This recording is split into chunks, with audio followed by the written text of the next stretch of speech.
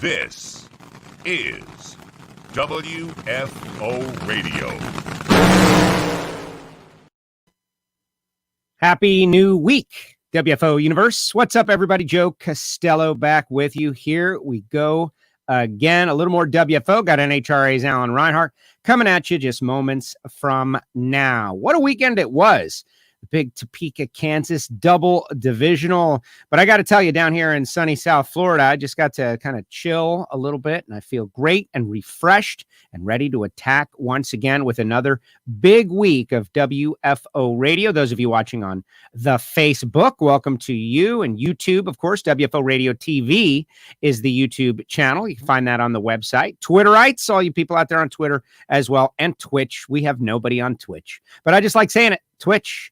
And that's where all the gamer kids go to play their games on the web. And there's interesting stuff there, and we're there early. Twitch. We had some great shows last week. I know a lot of you sent me some positive feedback about TJ and Jaron Settles. The Flying Airbrush was on the show, and we reviewed his art, and we talked about all kinds of just interesting stuff, details, and how it went down. If you didn't catch that one, that is in the WFO Radio archive right here on Facebook, and of course in the WFO app, the video section.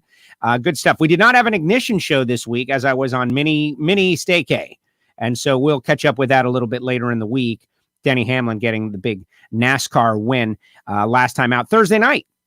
And that was the big MLB opening night. New York Yankees getting a big win also. And now the Florida Marlins have infected the league. Not quite, but it's going to be a grind. It's going to be tough. It's going to be a challenge. That's the kind of stuff we talk about on the Ignition show. I do want to acknowledge our sponsors, the people who are making it possible. There should be a new Hidden Horsepower with Ed Pink coming out real soon. And that means Total Seal Piston Rings, doing a great job. Talking about Keith Jones, Matt Hartford, Lake Speed Jr., the entire brain trust over there, just doing great work to inform the public. So you guys know the name Total Seal, but what engine builders know, great engine builders like Ed Pink, for instance, is that Total Seal is cutting edge when it comes to their rings. So from stock eliminator to bracket engines all the way up to Formula One, Total Seal fits the rings. Started off with a call to them first. Go to TotalSeal.com, find out more information. And oh yes, they got a brand new website. Looks great. If you want to subscribe to that podcast, you can do it right from there. But TotalSeal.com, all new. Check it out. Get on it. Rodax, coffeeandgrills.com. Marvin Rodak, hot sauces and spice rubs and everything good. And I just had a little Rodax coffee and getting ramped up, baby. Ramped up with a little Rodax. And he's a drag racer, and he's got these drag racing themed blends for you people who don't really understand or you're used to your Folgers crystals. Well, let me tell you, the whole coffee experience can go way up. It can be a lot better. And just like you would do like in, Scotch blenders, right? They're blending scotches for different experiences. There are people who do that with coffees, and that's what Marvin does. He's got regular single bean, and then they've got blended bean like Bang the Blower, the WFO Radio blend, all kinds of special blends for drivers and everything. If you're a drag racing fan, you definitely want to try it out. Call Marvin, 817-924-6821. Doing a great job. Really appreciate Marvin Rodak. Frank Hawley's Drag Racing School. Future top alcohol funny car racers. If you wanted that quick ET slip, if you want to do it as a bucket list item, of course. If you want to become a champion racer, it's definitely the way to get started. They've got their Dragster Adventure getting ready to get started soon. Smaller class sizes, located in Gainesville, Florida. But really, you can see that the people who really want to be successful in drag racing, they go to Frank Hawley's. They go to do the course. Even if you're a bracket racers out there, you want to get better. You've invested so much into your program, might want to take home a check every now and again. Frank Hawley can get your mind right, and that is such a big part of drag racing. Go to frankhawley.com to find out more. And of course, samtech.edu, the School of Automotive Machinists and Technology. Start your education at full speed. What's that mean? When you go to Samtech, they're going to help you get a leg up, whether it be blockhead CNC programs, motorsport EFI tuning, CNC programming, and they're approved to train veterans under the GI Bill. Right now is a perfect time to kind of start down a new path if you've already maybe decided and have great regret about your path, like, announcer. No, I'm kidding. But samtech.edu, great place, Massengill family, really getting a lot of people started and placed in a career after they graduate. Of course, I'm WFO Joe, and I encourage you to get a WFO Radio t-shirt at nitrofishracing.com. All right, now it's time to bring on our guest all the way from Tucson, Arizona, where it's from sure to scorching hot, but he is keeping it cool. Mr. Alan Reinhart, voice of the NHRA. What's up, AR? How are you? Hey, Joe, I'm good. Yeah, it's only supposed to be 110 here today, so it should be okay. Oh, that's all? That's nothing. Yeah. You can handle that. That's like We've actually got a little humidity too, though, and that makes it a little bit more uncomfortable than normal, and also makes our swamp coolers not work as well as normal. But you know, where does that humidity come from out there in the desert? Here in South Florida, it's all about humidity. So when it's like 92, but you're slogging through water and sweating and sticking, it's pretty gross. Out there, where's this water coming from? usually I think from the Gulf. It sucks up from the Gulf of Mexico. This is when we get our monsoon season and we get our clouds in the afternoon. It's certainly not Florida humid or Louisiana humid or Houston humid, but for around here it's more than normal. So that just makes it a little bit uncomfortable. But we'll get to it. I made the let's see, what's the right way to say it? The stupid decision of telling somebody, sure, I'll help you with that while I'm home this week.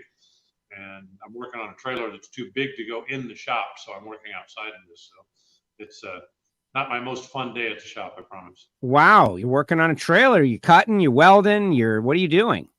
It's a generator installation. It's I actually started it a couple weeks ago. Got the generator in, brand new generator, wouldn't start.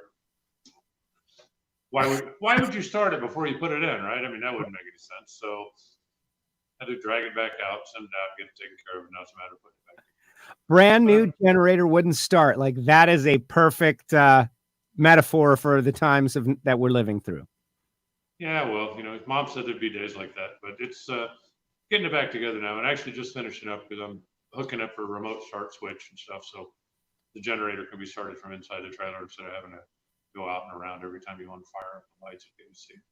Now I get to see you a fair amount when things are normal, which is great. It's like, you did, like you've described all these years, you see your friends out on the road, but I've never been down to the shop in Tucson and everything. Man, I could think of a million things for you to help me out. Like if you were nearby, I would use you up.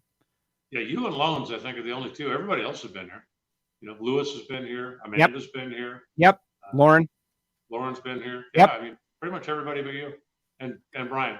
Next time. All right. Well, maybe if I can convince Brian to go down there. Dan Fletcher has been here. What? That's the definite long distance award, I would say. No, that's a typical Dan Fletcher. Hey, dude, I got this broken thing and I need welded and I'm kind of in the neighborhood. Think you could help a guy out? Yeah, I like it. Well, I went and saw some family friends down in Marana, like family, actually, almost a second father. Went down there, they moved down there, but now they're there. Okay. And so they're always like, there's a lot of reason. I'm not diminishing just to go see Alan, but after the Arizona race, when we return to normalcy, there's a lot of reason to go down there. And maybe like we could do a thing. We could do like a WFO meetup. We got a lot of listeners down there, Alan, judging by the WFO sticker requests I've been getting from people. I don't know if they're friends of yours or if but several, quite a few from Tucson. Yeah, there's a few that come by my Christmas scotch every year, and a couple that I get in touch with from time to time. But yeah, you've definitely got quite an audience down here. The warm weather places. They love WFO because we can go WFO all the time. And we got people queuing up, of course. We got Mark, who is down there in Oz, Australia. And Mark and I are working on a scheme to get some WFO radio stickers down there as soon as I can mail out of the country. Jalen is in Jersey, says it's terrible humidity. Steve likes your car. Steve just broke out of Facebook jail, and his first thing he's doing is posting on the WFO radio live stream and loves your car. Well, thank you. I've had it a long, long time. Longest relationship I've ever had with anything. I'm sorry. I should have thought about this and sent you the pictures before we started. But for those of you who don't believe that barn finds still exist. Yeah, where are those pictures? I have a friend of mine that went and picked it up last week from Wyoming. And it's just your basic 66 Mustang Fastback. Yeah. Wait. You want to wait? I think I can get those pictures onto the Oh, you got them? Yeah, I got them. It's okay. going to take me while you're talking and answering questions, I'm going to be doing the, internet magic, and we'll tell that story at the end. And so you can do the big reveal that you did with me, which was the best part of the story. Come on, are you kidding? What is that all about? Well, that car's actually in Tucson now. I went and saw it personally on Sunday, and now I'm trying to come up with a way that I can steal it. Well, people are going to be it's not mine, but I'm trying to come up with a way that I can steal it. People are going to be very, very surprised, as I was, because it was Well, I'm thinking of Christmas, right? This one's green, that one's red. Wouldn't that make a great Christmas scene? Put them side by side. It would. Don't reveal too much. The whole barn find. So Reinhardt sends me a text, and when I get a text from Reinhardt, it's always either it's something funny or interesting, or as you can imagine. And he's like, "You think the barn find thing is over, right?" And my answer was, it should be. By now, anyone who had a barn anywhere near them should have gone and looked in it. Like that. That's it. There are barns. There are shows about barns. There's the American Pickers. There's just so much money in, hey, there's a barn. Let's go look inside the barn and see if there's anything in there that someone should have opened every barn in America. And yet they have not. They have not. No, things still keep falling out of the sky from time to time. This one didn't actually live in a barn. It lived in a shop, but it was a, I'll tell the story once you get the picture. Yeah, they're coming online. They're very soon. It's a test to see how quickly I can multitask with Alan Reinhardt on the line. You were talking about Topeka. How about James Kunkel? I'm on the Kunkel train, baby. Is that what it is? The Kunkel train? This guy, tell us the story. I saw Unk on there, and everybody was double divisional. Topeka. It's great that they were able to get that in. It's always good when you can have a big race, and we've got a scheduled race out there in Topeka in a few weeks. Let's hope. But tell us about Mr. Kunkel. Well, he won Super Comp. Someone wins Super Comp every week. Yeah, doubling up in Super Comp. That's awesome. Those guys are good. 15 consecutive rounds with a door car. What? And a top-end throttle stop. Get out of here. A door slammer has won back-to-back races in Super Comp. Yep. Wow. He must have had all the dragster guys just ready to shoot him by the time the weekend was over with. But good. I think it's awesome. It's a classic. When it's your day, it's your day. And he was definitely on. I got to believe by the time they got to like Sunday of the second race, and if I'm not mistaken, they ran 2 rounds on Saturday because it was such a big field, that by then he had to just be inside everybody's head, right? When you pull up and you go, oh, geez, this freaking guy, nobody can beat him. And you just do yourself in. But congratulations to him. I think it's a great story. And I love the oddballs. My all-time favorite story is still Kevin Kleinweber coming to Chicago, and Super Gas was full. Super Comp wasn't.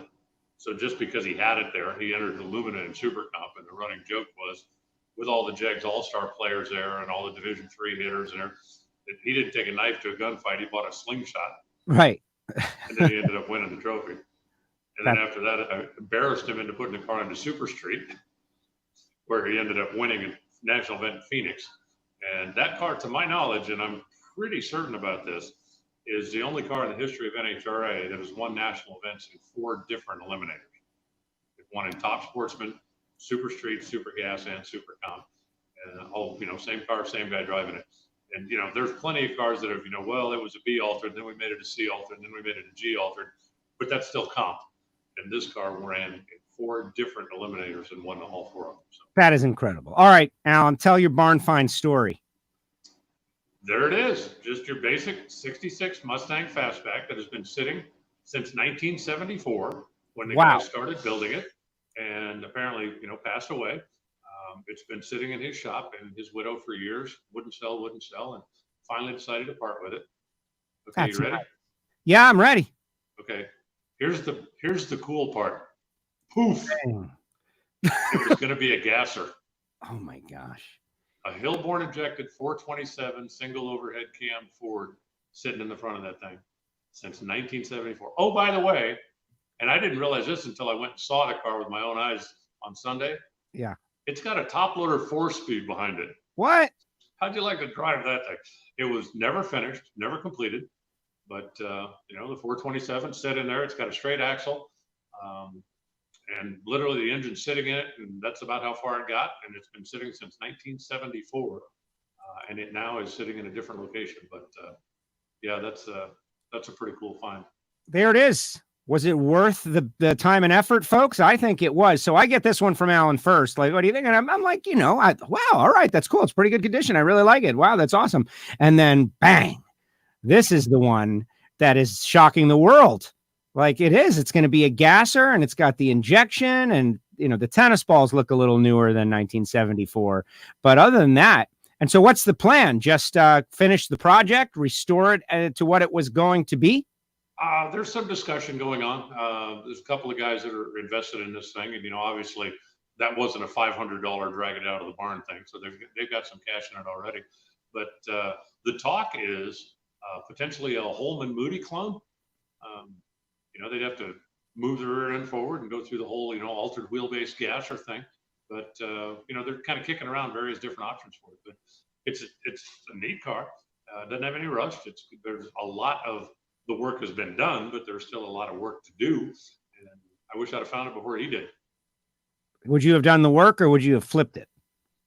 I honestly don't know that, but I'd like to have it sitting here so I could be scratching my head and thinking about it. I have for years thought that if I ever stumbled across a 427 Camry, that would make this the coolest T-bucket ever. Not even a performance thing. It wouldn't have to be a hot rod. It wouldn't have to be fast, but just to have it hanging out there in the air. So when you pulled into the parking lot, everybody went, "Oh my God, that's a 427 Camry." But I don't know. I don't have to make the decision now because it's not mine. But there it is. Cool car. Thing about barn finds, first one has to find a barn that's still standing, says Paul. Yeah, or shop, like you had suggested.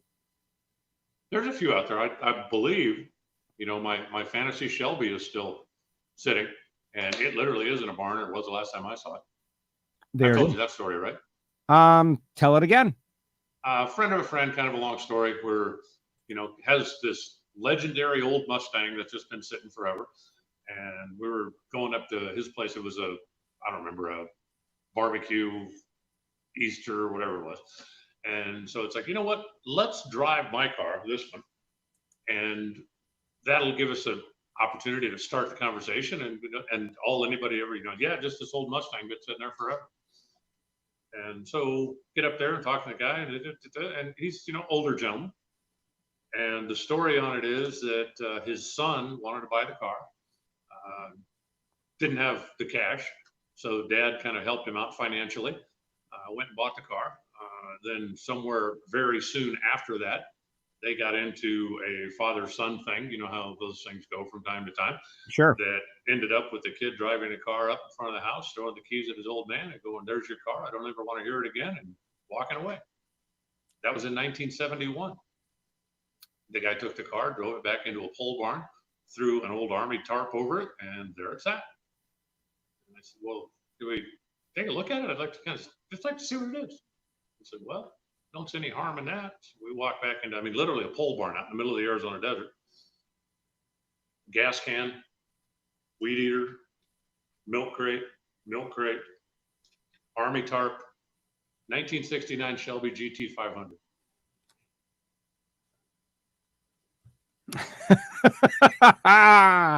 How's your poker face? Well, I actually told the guy, I said, "Look," I said, "if you ever decide to do anything with it," I said, I'd love to have it." And showed him, I said, "Look, this is what I did with mine. I'd like to do that with yours." And he said, "Oh no, I can never sell it. That's my boy's car. I can never sell that." Put the tarp back on it, set the milk crates back on it, put the weed eater back on it. We walked out of the barn. And as far as I know, it's still there. I've reached out to the guy a couple times over the years, but it's still, no, I can never sell that. That's my boy's car. So wow. They're still out there. And did they ever patch it up? Like, let's start a show here, like automotive. To my knowledge, it's still sitting there. It's the show. Here's the pitch idea: automotive restoration. The guy's in a situation Reinhart. that he doesn't need the money, and he's got a big sentimental attachment to the car. And I think he figures, it don't cost nothing to have it sit there, and it's just going to sit there. Is the kid still alive?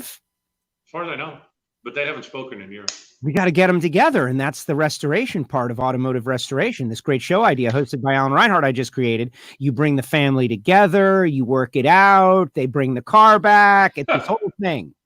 Yeah, because that's what I'm known for, is bringing families together. Well, that is a lot of character. But hey, that's what makes it interesting.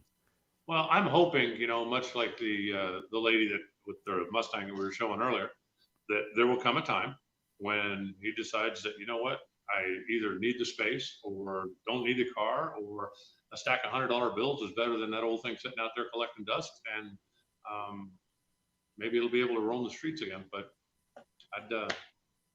things like that are still out there. Obviously, every time somebody finds one, there's one less.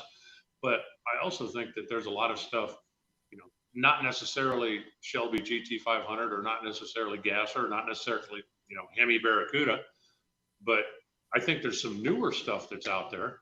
There's a lot of stuff right now, early 80s stuff that's becoming very popular.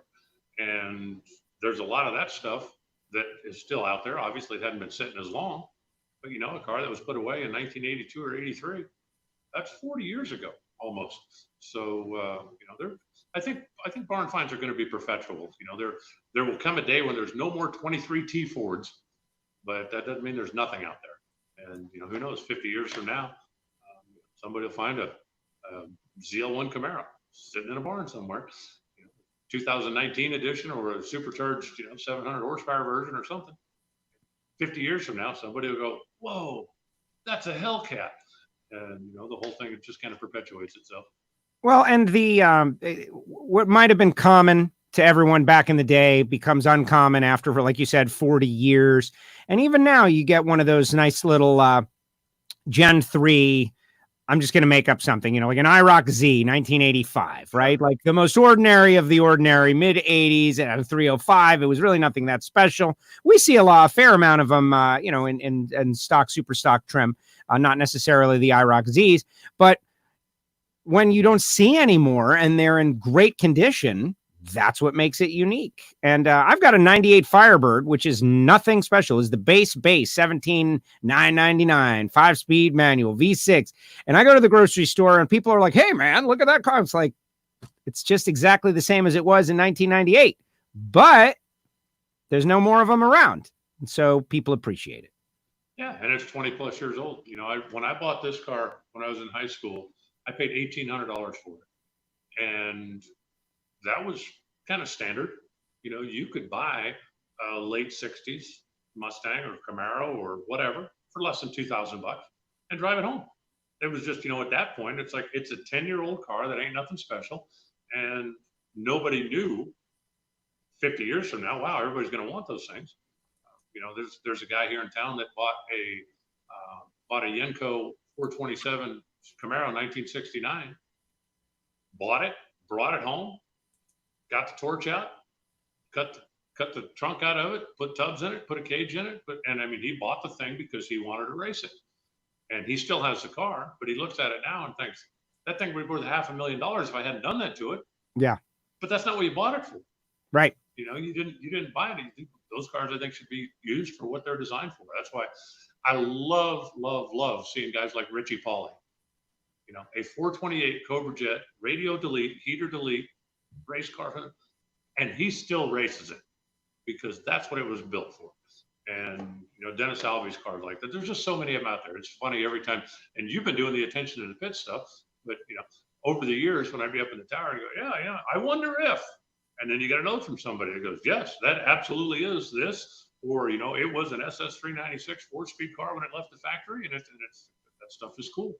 But those things were designed to be taken out and beat on, to be raced, to be used, not to be trailer queens. And I love the guys that do that. That's, mine is, if I do say so myself, it's fairly nice, but I still like to take it out once in a while, and if I'm taking it out, I'm not taking it out to, just baby the thing along and never spin it over 2,800 RPMs. I actually got pulled over a couple of weeks ago. It was funny. Uh-oh. There's a kind of a parkway that runs through town. Speed limit's 55, and I wouldn't go any faster than 55. And the officer that stopped me, and I really think more that he wanted to look at the car more than anything, because the first thing he said when he got out is he said, what kind of gas you got in this thing? I gave my best little, said, unleaded. It might be 110 octane unleaded, but it's unleaded.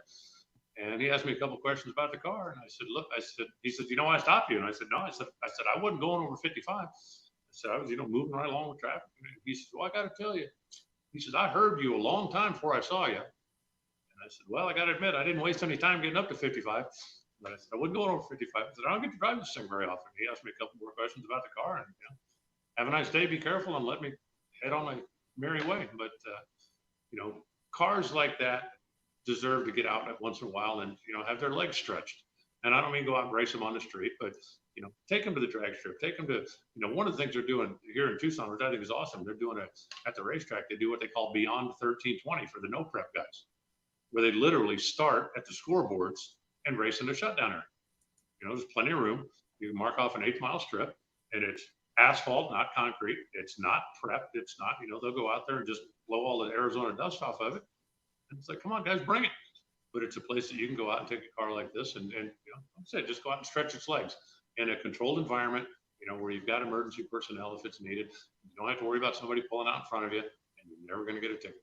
Right. And well, and that's the people over the years with everything. Like once upon a time, there were couple of ice cream flavors, and people wanted to do more and experiment with more. Now there's a million flavors, et cetera, of ice cream. And that's so true about everything here in South Florida, like what was called or is called. And I know they have it at Houston Raceway Park, also presented by Pennzoil, roll racing, where it's basically from a roll and they start way back under the tower. And as soon as they get out of the end of the tower, then they get to get on it and the speeds are up there. But if you have a car with no suspension, that makes perfect sense to be able to start from like a 30-mile-per-hour roll and get after it for a little while with all those same great benefits. No ticket, no fear, no worry about somebody who's not supposed to be there being there. The whole goal of all of this that we're doing is to allow people to have fun and enjoy the hobby of cars without putting themselves or other people in danger.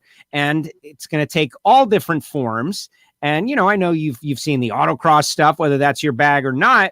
There's just many different forms of having fun with cars in addition to drag racing. We drag racers, we like the acceleration part the best. And we've really perfected it. Drag racing and bracket racing and competition and trying to keep the playing field level without, finances factoring in so much. And when a 93 Lumina going 128 mile per hour in Super Comp can go out there and win back-to-back races, they're doing a pretty good job of it, I think. Yeah. And, I was at ZMAX Dragway one time, and this has been within the last 2 years, fairly recent. I think it was a Tuesday, Wednesday, whatever it was, but I was in town early and went out by the drag strip, and I'm, in the tower and chit-chatting with a couple of guys. And this new Corvette comes screaming from the pro mod side of the racetrack through the little cutout, makes the turn. And they've got, none of the starting line stuff is out there. So it's just kind of wide open area. And I mean, flying down the racetrack. And I'm going, what exactly? Because don't worry, Yeah. And so, a few minutes later, here it comes again. And I'm like, you guys, and he said, yeah. He says, if you want to go down there and tell them to quit, feel free. And so he makes, 4 or 5 runs around the track. And it was pretty obvious that he's going down, turning off, coming back through the pits, and then getting as much speed as he could, coming around the corner and blasting back down there. He finally pulls up, stops, and this pretty distinguished-looking white-haired gentleman gets out of the car. And I went, is that Rick Hendrick? You want to go tell him he can't do this? I said, no, he can do whatever the hell he wants. And he said, he called Bruton and said, hey, is there anything going on at the drag strip? I want to go over there for a while. He said, come on. And I'm going, okay. That's awesome. But, yeah, and, the fact that there now are events for people who want to do stuff like that. When I was going to the drag strip originally, it's like roll racing. That would have been the dumbest thing I ever heard. Yeah. But now, there's a lot of guys that just want to go out there and make a top speed run. If you can come around in Tucson, just the way the track works, they've got, big sweeping, wide open staging lanes. You can come around. And so you can carry some decent speed coming around there. And if what you want to do is try to make a top speed run, then you come around there and have at it. And when you go through the finish line tracks, you're going to get a top speed. So, but just adapting to, the different types of performance and different things that people are doing. There was a story, I think Brian put it up on Bank Shift the other day about a guy with a newer Camaro that went out to the Arkansas Mile and ran the thing 200 miles an hour. And it's like, why? Because you can, because you want to, because, I've got all this money in performance. I want to see if my car will go 170 miles an hour or if my car will go 200 miles an hour. And there's places and ways now that you can do that in a controlled environment where you're not going to get a ticket, you're not going to hit anything. And if something goes wrong, you've got safety personnel there. No, and that's the essence. And that's why, even with COVID, with the future, with electrics, with this, with that, with all these different things coming, I do not fear for our sport. Like the greatest challenge for us is still the real estate on which to do it is, I think, the greatest challenge, because you're going to have people who want to go out and all these different varieties of entertaining ourselves with the automobiles of the day, going fast, acceleration, autocross, whatever. It's just it's a fun thing to do. It breeds all these different extra elements like problem solving, like yourself, the welding and the doing and the building and the making. So much good comes from it. You just got to have the place to do it. And if you've got one of those places to do it, all you people, you better fight to keep it, because that's the hardest part. Speaking from someone who lost my very close local facility, which was 20 minutes away, making the next closest an hour and a half away, saw businesses close, machine shops leave, chassis builders retire.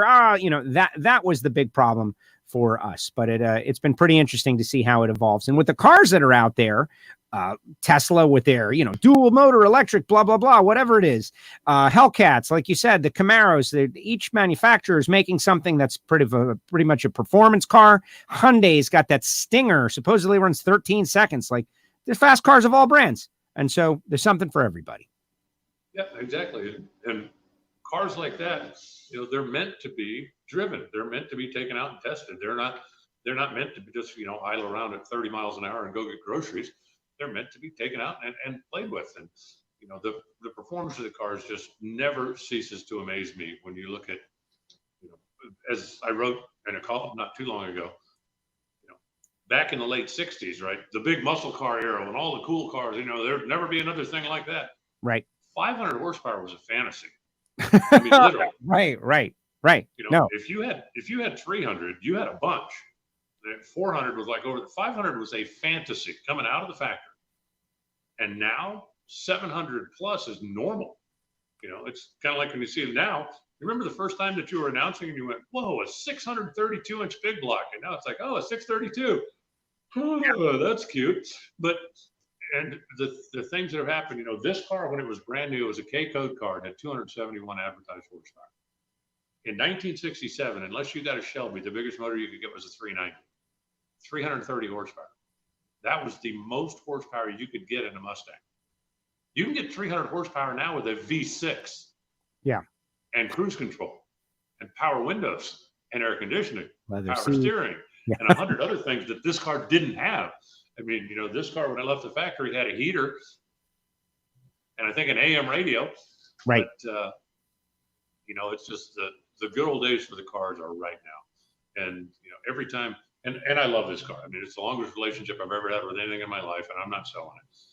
But every time I get into a new car, you get into, when you walk out of the rental car and it's like, ooh, the Challenger. Yep. Or, and you drive the thing out and just, pulling up the ramp on a freeway, right? Little G-force and lean on the throttle. It's like the cars today are so cool. And they really, from a performance standpoint, are so much better. Remember what happened at Indy when we took Ben Wenzel's Z28 Camaro and lined it up next to Erica's Showdown car. It's like, okay, let's see how far, for anybody that doesn't know, Ben Wenzel has a 1967 Z28 Camaro that he bought in 1967, drove to Indy, and won stock eliminator. It was the first Camaro to ever win an NHRA event. And the same guy that did that still owns it, still races it to this day with a 302 and a 4-speed. Runs it in C-stick most of the time. And so, the 50th anniversary of that a couple of years ago, it was, hey, wouldn't it be cool if, kind of floated an idea around and it got kicked here and there. And it's like, that's a great idea. Z28 Camaro was one of the hottest performance cars made in 1967. What should we line it up with? And we ended up with, well, how about Erica Ender's Showdown car? And we did that. Was it Saturday night or Sunday night? I don't even remember. But it was, in the middle of pro qualifying, in the middle of the pack grandstands, in the middle, it's like, hey, folks, here's how far we've come with performance. And, obviously Ben's car, it's an awesome car, Absolutely. And all the years of performance and the things he's gone through, it ran, what, 1080 or 10.6 something. And Erica's car runs, 8.0. It's like, that's how far we've come, boys and girls. The hot rod car from back in the day versus the hot rod car right now. Now, if you offered me both of those, I would probably tend towards Ben's. But if I had second choice, I wouldn't leave kicking and screaming because I had to go home with a Showdown car.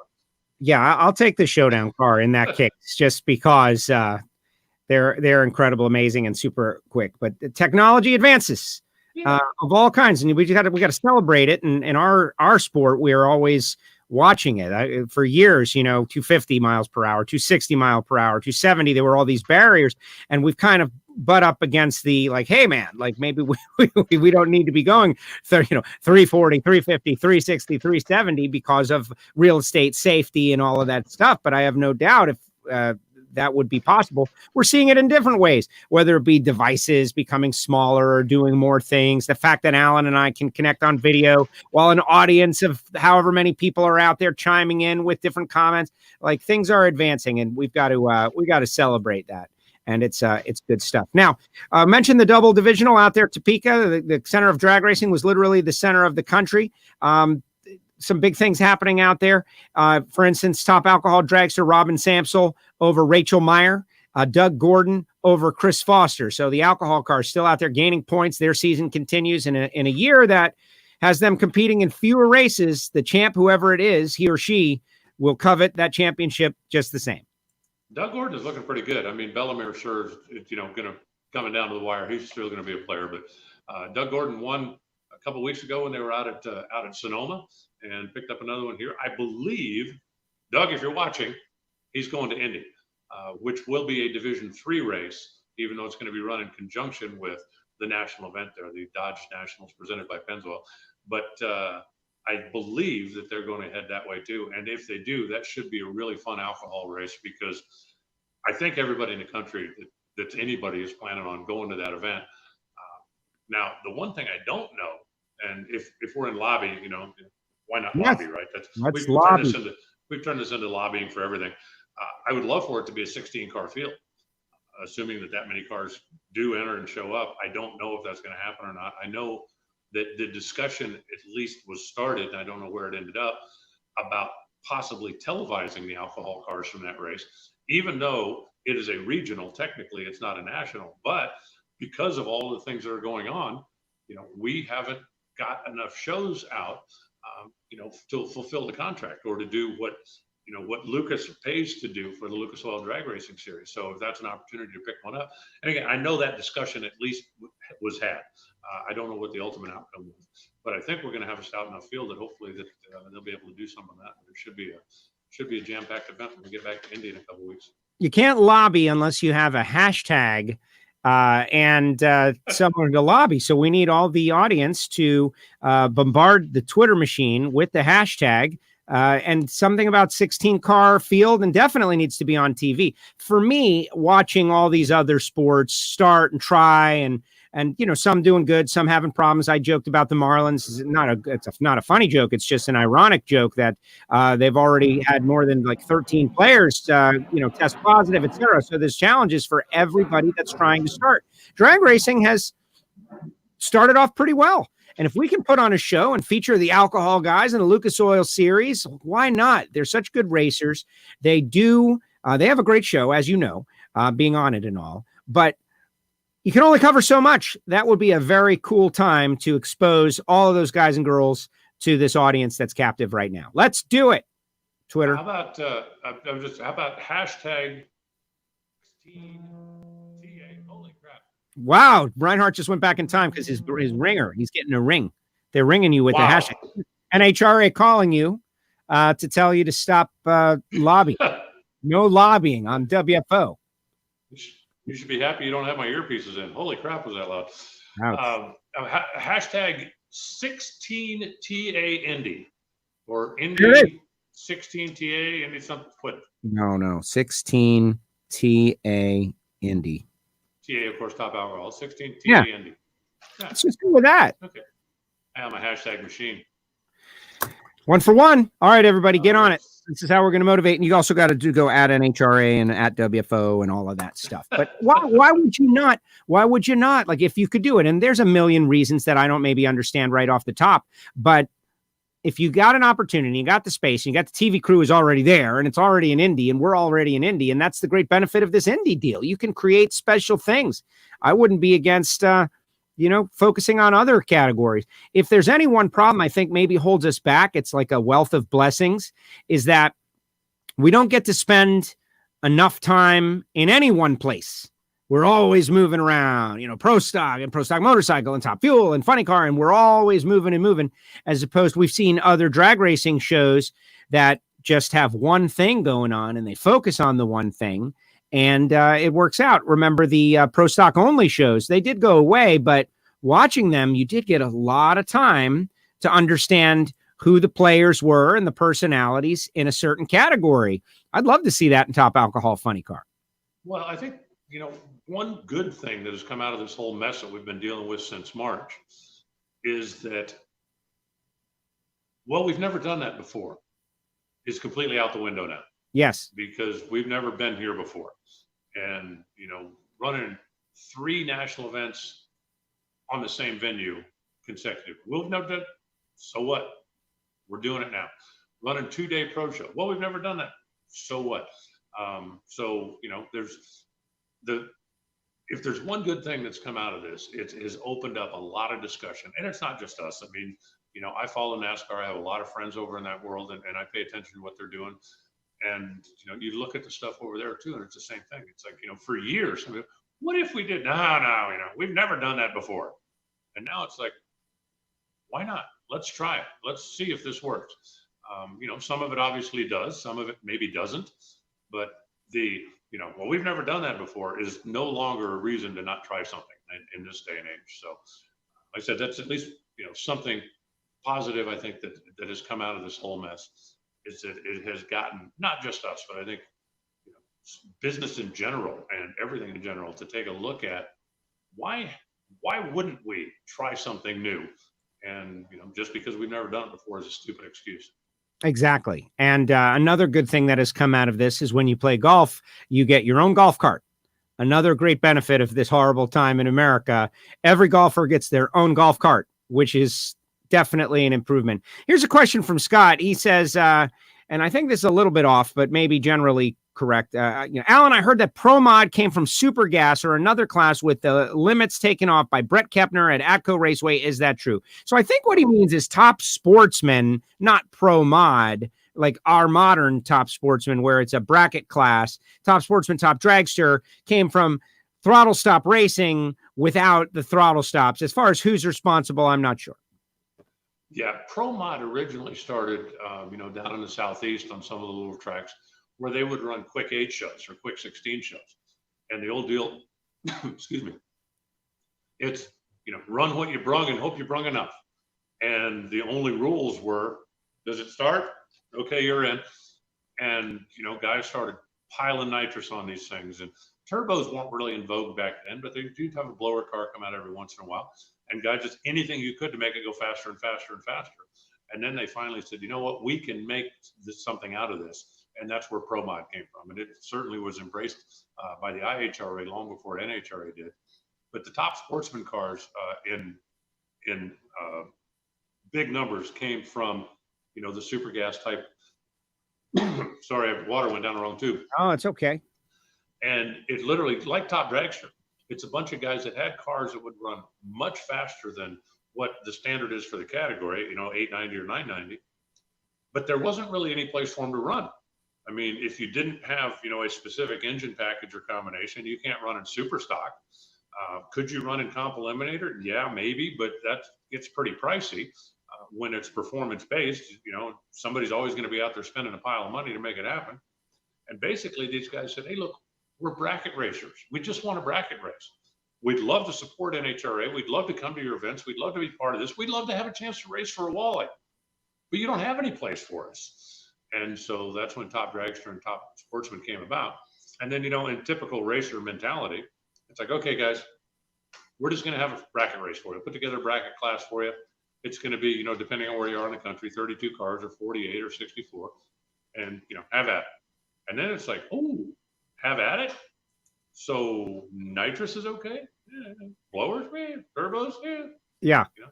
And then it, like I said, typical racer mentality. There comes a point then where you got to tell them, okay, guys, you can't run in the 5s. Right. You can't run in the 5s. You can't run 6.0. Stop, please. One of the real downsides about it, I think, is that, and there's no way to stop it, but there are some places in the country where there are enough guys that are willing to spend the money that, you get out and you have a bump spot that's like 630 or 640. And huge number of guys that were lobbying to make the class happen. And I'm talking top dragster now, not top sportsmen, that have, 7.0 cars or 720 cars or now have no chance to qualify. And so they're basically stuck again with no place to race. But that's, like I said, racer mentality. That's always going to take over. You look at junior dragsters, right? Hey, take the motor off a lawnmower, bend up some tubing, come out and have some fun. What if we made that out of billet? Yes. And then pretty soon you got to tell them, okay, guys, you can't go 90 miles an hour. You can't go quicker than 790. They had, the junior dragster category. I don't know if you saw this or not, but the junior dragster class, when they ran at Indy as part of the Lucas Oil Nationals, they had 30 cars come to qualify for 16 car field, and it was 790. The bump was 791.6. Yeah, and it's like, I love it. But if you've got a car that runs 8.0, what's the point? You might stay home. And that's the downside of that. It's when the racer mentality takes over and turns it into something that it really wasn't intended to be. I did want to mention Ted Jones just because I know I've spoken with Ted and I do performance TV for Ted, and he was big in the top sportsman, top dragster, IHRA initial experiment, amongst many other different things. One of the things that, lane choice, that kind of stuff. Ted was an innovator. But when it came to the NHRA at the divisional level, I think Division 2 was the first. So Southeast was kind of a big thing too. And then now at the national level, it obviously exploded and everyone comes in because you get a chance to run for a world championship, a true world championship. And it has been pretty amazing. Yeah, the evolution. Speaking of which, there is a good chance. I don't want to lock it in for everybody, but there is bracket racing at my local track this Saturday. Gates open at 1, time runs at 3, first round whenever. They hope to be finished. This is the thing. They're racing against a curfew in our part of the country. So I think I'm going to bring the GTO out there and try again. It's already been mandated, 1 time run and a buyback. So I'm going to get at least 2 shots at the track, but I think I've got enough experience stored up from the last time to fake my way through and go on and win the race, Alan Reinhardt, if I do go to the race. So I may be doing some social media over the course of the Saturday afternoon for everybody to watch. Well, I will definitely keep track, and I would wish you the best of luck. I am actually home this weekend. I've got a couple things there's some shop stuff that I finally got bored enough that it's like, okay, I'm going to attack that and I'm going to do that. So I love some of that stuff going on this weekend, but hopefully keep your fingers crossed, but hopefully we're going to get word here in the next day or two that Topeka is an absolute go. I think there were a lot of people watching the divisional this past weekend, and there've been a lot of eyes on us in Indy as far as what we're doing with protocols and that kind of thing. So I'm hoping that any day now we're going to get the yes, we can escape from Lucas Oil Raceway, Indianapolis, and go put on a show someplace else. And hopefully Topeka will be the first stop.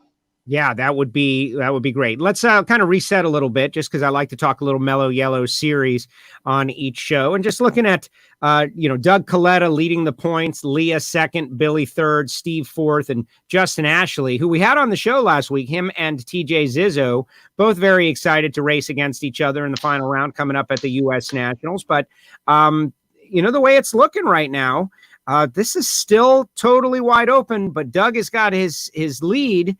And how meaningful that championship would be to Doug, who everybody says, and the greatest driver to not yet have won a championship. He doesn't care about all this stuff. He wants to lock in that championship. And as I said earlier, it would be very meaningful. Yeah, definitely. And, he's got a good car. He went to finals of the first 3 races of the year. They're doing it all right now. He needs to stay away from the Capco cars, but then that usually goes for just about anybody. But and at the end of the year, and there's plenty of people who are like, well, it'll always have an asterisk next to it. Why? Yeah. Because everybody's doing the same thing. And, it's just a matter of whoever does a better job with whatever rules that they are given and whatever schedule that they are given. There's still a lot of racing yet to go, but, they're obviously in a pretty good position right now. Yes. Funny car, Beckman over Tommy Johnson by 17, Hagan 43, Wilk back there 133 back, but certainly within striking distance in this new situation. But with the every round matters, you need to stay near the front. expecting some sort of like surge, a 3 in a row, like you may run out of races. We just don't know. So the championship, if you're thinking like that, and I am, someone near the top of the points, one of those guys near the top of the points. It's like it's prolonged countdown, really. Instead of like a regular season, it's like the countdown is just all year. You need to be in the mix. Somebody's going to have to show me they can beat the Schumacher cars, because those DSR Dodges, they've won every race so far this year. They've been dominating final rounds so far this year. They've just been crushing life out of everybody. So, if I had to pick a top 3 right now, all 3 of them would be Don Schumacher Dodges. You mentioned Tim Wilkerson. He's had a really good car. Lost some really good races. And, the Coletta cars, you expect them to jump up and start just kind of, doing some damage here pretty soon. Cruz and Task has got a really good car right now. But until somebody shows me that they can run with and beat the DSR cars, 2 or 3 weeks in a row, that's, the DSR cars have now won 7 consecutive races. And somebody's going to have to show me they can beat them before I'm going to consider them a serious contender. Yes. And the Colettas, often we hear the DHL team, they've said it, JR has said it, that they kind of come alive a little before Indy, certainly a second half Western Swing car. They do a lot of testing, and this all of a sudden has just changed the game. You got to be good right now, and we are seeing who's good right now. But they've had a little time between now and, Indy 3, as you mentioned, Dodge Nationals, to change strategy, and it'll be interesting to see. Pro Stock, Jeg Coughlin by 8 over Jason. Erica 15 back, then Kenny Delco 132 back. I don't want to count anybody back there out, but to me, this is like the retirement grudge match of the season plus Erica, right? You got Jason, you got Jeg, and we broke on this show last week, which was, I feel like, genuine breaking news at that moment, seeing as you had to text Josh to find out if it was true, and he texted you back on the air live that Pro Stock has been added to the next Indy race, so they get to race again real soon. I think that was a great decision. Let's keep this Pro Stock war going. Well, I love you, Erica, but I don't want you to win the championship. Here's the way I got it figured. When the season ends, Jason and Jeg are going to be tied. And we'll have a 23 race tiebreaker. I like it. And if one of them wants to quit, okay, quit. Out. But that's or an 18 race tiebreaker or whatever it ends up being. But that's they need to end in a tie, and they'll go down to the next tiebreaker and the next tiebreaker and the next tiebreaker, and they're all tied. And so the ultimate tiebreaker then will be the 2021 season. For the 2020 championship. But Alan, we've always done it this way. Not anymore.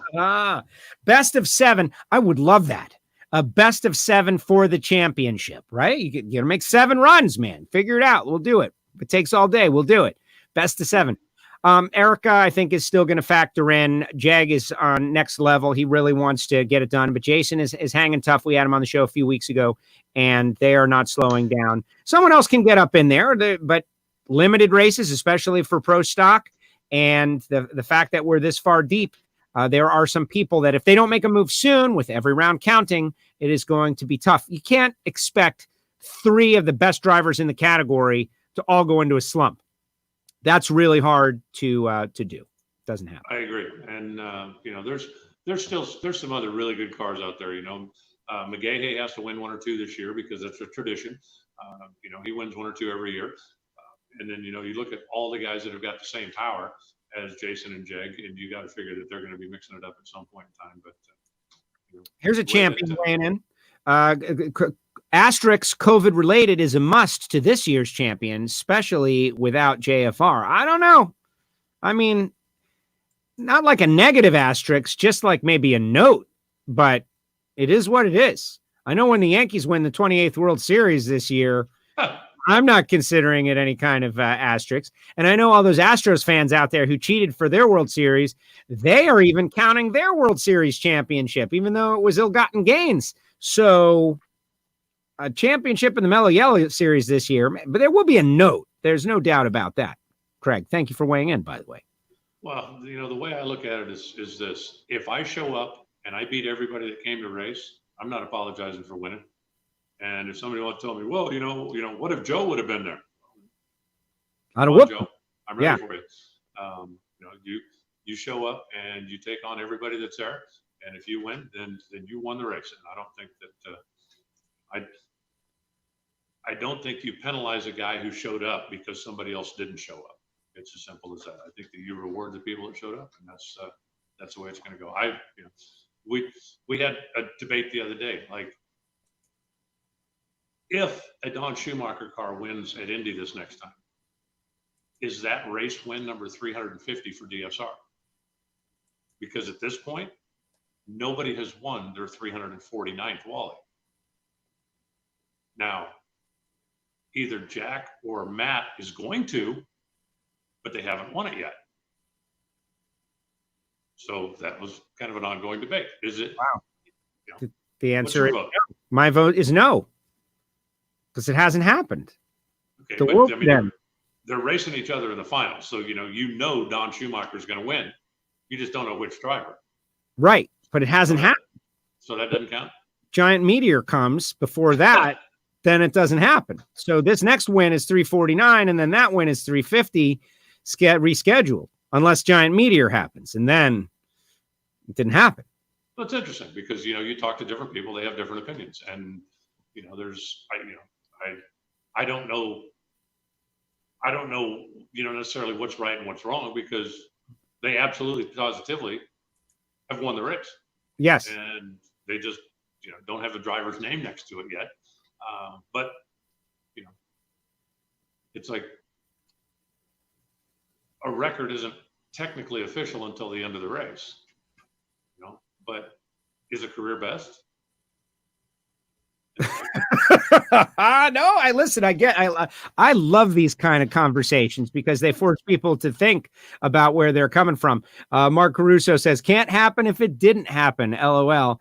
And Paul says, concerning asterisks, looking at this differently, are there not more challenges one has to overcome in this quest for a championship? Just thinking out loud. And well, exactly. This is a very out of the ordinary, outside the box kind of season.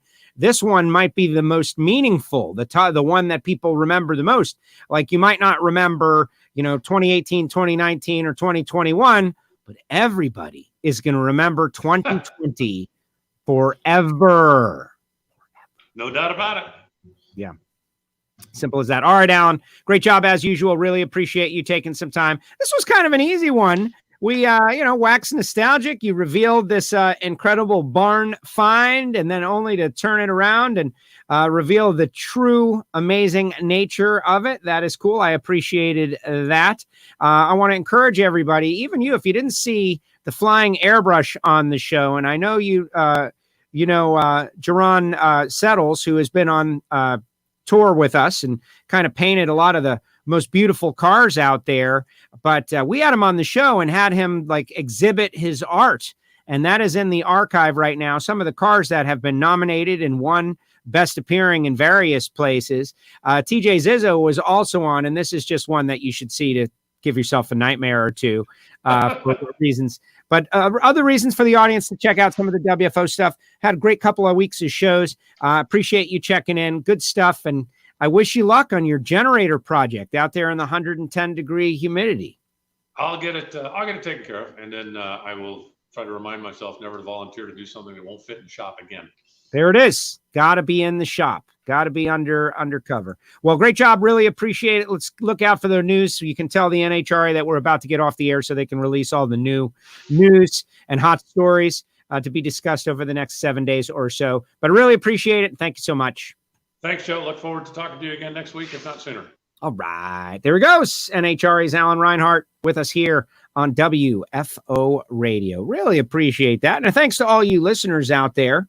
Just burn out my retina. What, with the TJ? Yeah, that was just, he said, hey, guy, this is how it goes with all of my guests. All right. Like if you have any cool photographs that I could put up on the screen, send them. And when you're Jerron, it's easy because he's got this amazing artwork. And just, we had such a great time. I highly recommend you go back and check. But then TJ, he had some cool things too, like this next level Ferrari and some cool stuff going on in the Rust-Oleum shop. Cool things. So I definitely recommend you go back. But he pops in this one. to freak us all out. And yeah, it worked. So good job. TJ Zizzo, who will compete against Justin Ashley. We had both of those finalists on the show last week. Let's see any final comments if you got them for me. Mike Heiner says, thanks, guys. Great show. Thank you, Mike. He said, bad start for you guys. It's not over yet. Go get him at the next race. All right. Steve, best photo of TJ is something you just cannot unsee. Yeah, no, it's troubling. And it's kind of the thing that when you encounter something that tastes bad, what's the first thing you do? You say to your friend, taste this. It's terrible. And they're like, why would I want to taste it if it's terrible? And the same with an unseemly odor, like an aroma. Oh, what is that? Oh, do you smell this? Smell this. No, I don't want to. And so for me, when I saw this, now I don't want to be the only person to see that. There's got to be others.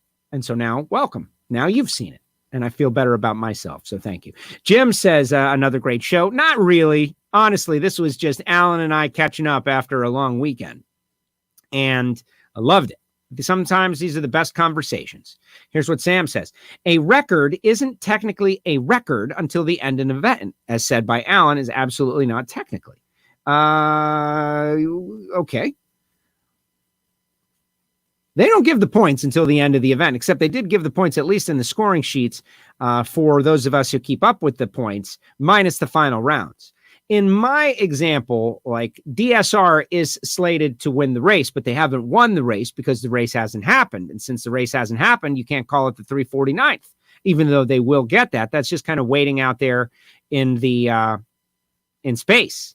And if something were to happen to prevent the race from ever happening, as tragic or ridiculous or crazy as that may seem, you got to count the one that comes first, I think. But these are the kind of conversations that happen behind the scene. And the protocol of it, they usually get it right. Jim, quit showing the pic of TJ, says Jim, don't threaten me, man. Don't threaten me. I'll do it as much as I want. Now that I know that it affects you in a negative way,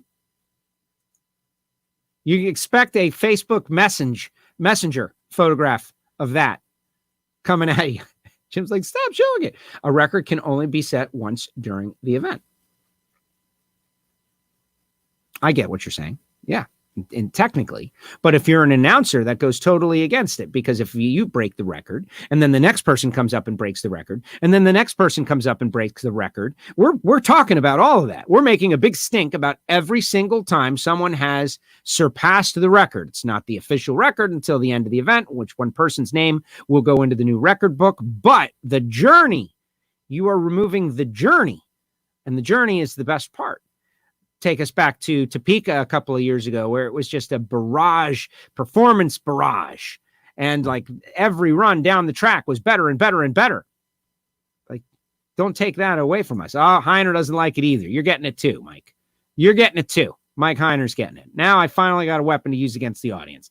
Thank you, TJ Zizzo, for providing me the one thing that I lacked against the audience. Getting ready to jump on with the Patreons. The WFO Radio Patreon page, patreon.com/WFO Radio is active. These are people who pay for the show. Why would they do that? I don't know. But because they do it, we create specialized content for them. And so if you want to jump on WFOradio.com, check out the Patreon link, you'll see, get welcomed on there and all kinds of little added benefits, but really occasional special content. You get to vote on the direction of the show. But really, it's just a great way for WFO to keep going. Let's see. Steve Gold, I would like to know what it takes to run in the sportsman class at an NHRA national event. If you can answer that. The sportsman class at an NHRA national event. Sportsman racers are really a term for Lucas Oil Series racers. I don't want to call it derogatory, but I prefer to use the name of the sponsor. The sportsman class, do you mean stock? Do you mean there is no sportsman class? I am going to run sportsman class at my local bracket race this weekend, assuming I go with the GTO. I plan to be there. Let's see. A record can be broken several times, but it can only be set once. There it is, Sam. There it is. I like it. Got to run divisional points and get gold points. And Sam Martin says, great show. All right. Now it's time to tell you about the people who made it all possible. In addition to the Patreons. These are the people who support the show directly. And if you haven't tried a little Rodax coffee by now, I don't know what to say. We're going to bring Marvin on. That's the plan. Maybe later on this week. Speaking of schedules, this is what I've got mapped out. Wednesday, 4 p.m., Friday, 4 p.m. Will Friday's show be a happy hour? Maybe, depending on my guests. I don't know if Jason Logan is available. I don't know who's out there and who's available and what's out there. But I'm shooting for the stars in a couple of areas to try to put something very cool and fun together. We'll see how it goes. But Friday, 4 p.m., we'll be doing a show. Will it be a happy hour on Friday at 4 p.m.? One way or another, probably yes. You have spoken. The listeners have spoken. I went out of town last Friday. That's why there couldn't have been one. I may have built in a little Friday rest and relaxation for myself. But now I am back and I'm refreshed. And so Friday is coming, 4 p.m. I have the energy to have a beverage with everybody. So it'll be great. But Marvin Rodak, 817-924-6821, RodaxCoffeeandGrills.com. Also, Total Seal Piston Rings, the leader in ring seal technology. You guys need to go to the Hidden Horsepower Podcast, ASAP, and download so you can hear this amazing episode with Ed Pink. Ed Pink Racing Engines, his career, his life, great stories. He tells stories about snakes, tells stories about AJ Foyt, tells stories about, you've obviously heard of Ed Pink. But what you may not know is that Ed Pink has been nomadically traveling the world of engine building and design through all motorsports, from drag racing to sprint cars to sports cars, different projects for various automotive manufacturers, Nissan, etc.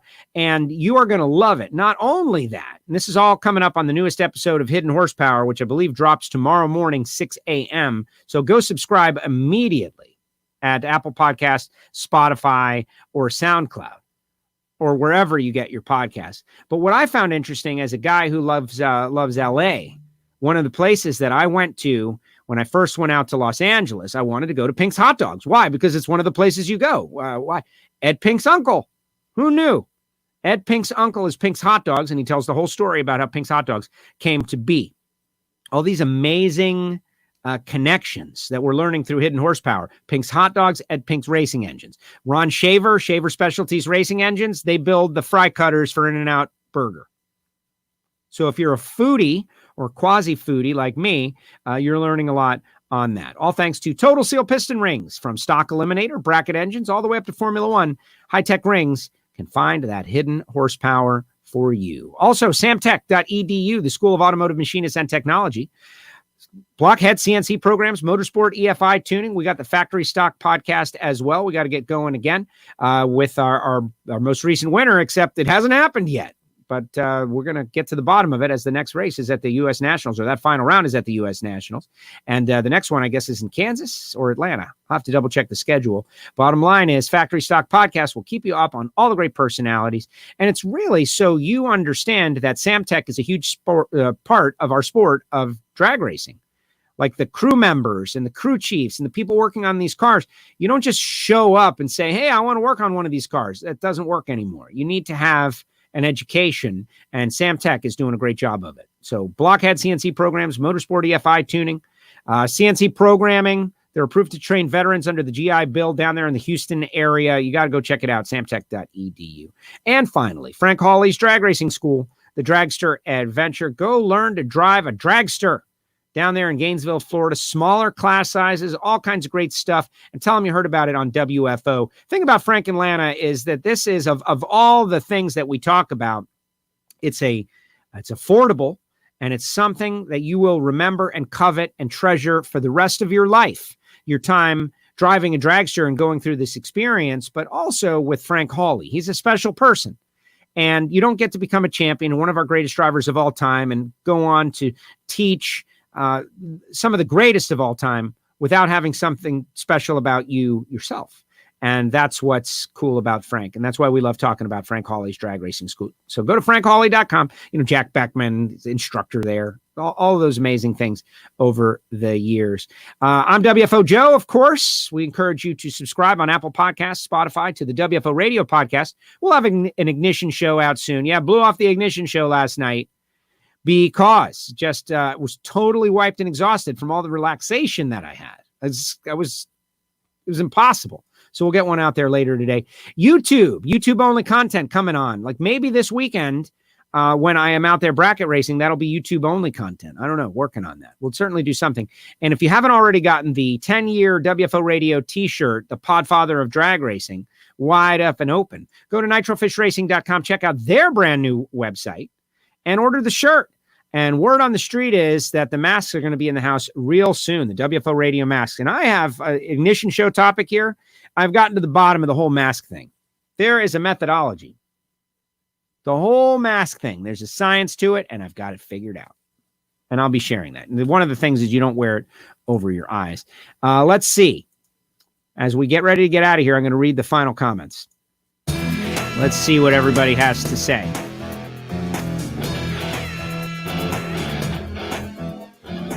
Let's see. Sam, of course, another great show. Steve, okay, show how many gold points you need. Gold points. Grading points? That's what he means. Thank you, Steve. That I don't know, Joe, you know anything about gray points. Gray points. Pink's Hot Dogs is not far from where I live, but sometimes there's a long line there. That is the point. Hopefully Mr. Ed Pink can get me there behind the line, because if there's anything I love, it's skipping the line. Sorry, line. It's the truth. Kind of why I got in this business. That and the free t-shirts. Pink's Hot Dogs, there it is, same thing. The knowledge is awesome, and I am a graduate from Frank Hawley. Way to go, Nick. The knowledge is awesome. And finally, Steve. Contact a friend who races Lucas Oil Series about gray points, grading points, gold points. Confused me a little there. Depends on the event and how many people with points want to get in it. Like the 60th U.S. Nationals, you weren't getting in with 3 grading points. All right, everybody, that's going to do it. Really appreciate all you folks out there who keep WFO Radio alive. Keep going, fighting, and clawing our way to the top. There's all kinds of drag racing content out there for you guys to enjoy. I know that, but yet you keep sticking it out with us.